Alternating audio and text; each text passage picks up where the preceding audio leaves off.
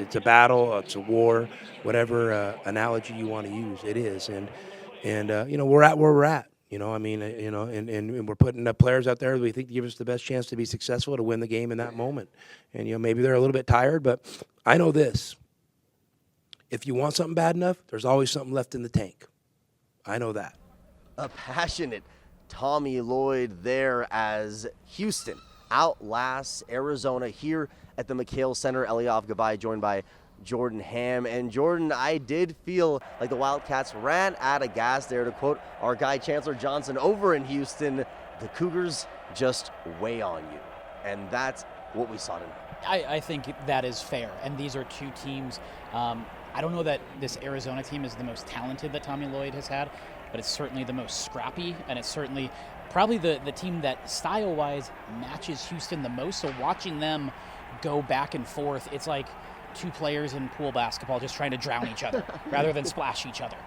So that's what it came down to. And Tommy mentioned the culture that it takes to build and the identity, and that's something that Houston, it took them a while to do under Kelvin Sampson. They've been able to do that. Now Arizona is trying to get closer and closer to that in their own way. So I think that if you're not hitting your shots, Houston's just going to hang around. They're going to hang around. They're going to hang around. And then there were 2 3-pointers in the final 6 minutes in a game where I think there were only 10 3-pointers made the entire time. That's the difference. That's what it is. And it prepared us for what March Madness is going to look like, because, of course, the Wildcats love to get out in transition, and that's exactly what the Cougars were trying to stop them from doing. So how do you feel like this kind of half-court set that we saw a lot more of in the second half, where it slowed down a little bit, can prepare the Wildcats for what's to come? Yeah, I think that this is a great lesson, not only for NCAA, but the Big 12 tournament.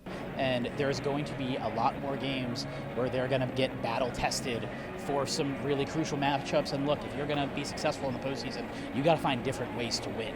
And they've found some ways in the past couple games. Before Kansas State, they had rattled off 6 straight wins in a really good Big 12 conference. So you need to adjust from that. You now have Baylor coming up in just a couple of days. This is as advertised, what this conference was going to look like. So the adjustments and the growth can never stop when you're in this conference as you get closer and closer to the conference tournament.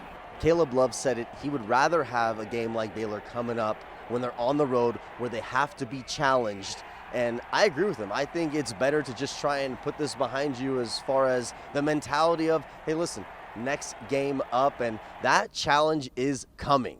And that's what it's going to be like in the tournament. Right. Like, you're going to play probably a Thursday game and then a Saturday game. Like, this is what, and a lot of these guys are used to it if they played in the Pac-12. Like, we saw these turnarounds. It's just two really, really good basketball teams, and one's at home, one's on the road. You're incorporating travel. So there's a lot of new wrinkles here in Big 12 play and everything that comes with their schedule. But, I also say, I think, credit the way Caleb Love played tonight. Like, did he have the best shooting game? No, but he was creating, and he was able to, when you have guys like Bradley, like Love, like KJ Lewis, that, yes, they can score, but they can all create and just open up lanes for people. Like, that's going to be when they're really, really successful. And I think against most teams, they get a W tonight.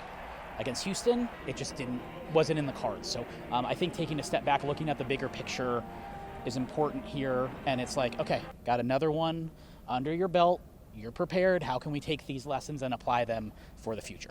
And Tommy Lloyd even took it bigger picture than that Arizona is exactly where they're supposed to be as far as developing as a program. But at the end of the day, we love a fiery Tommy Lloyd. So for Jordan Ham, I'm Eliav Gabay, Sports 360 AZ.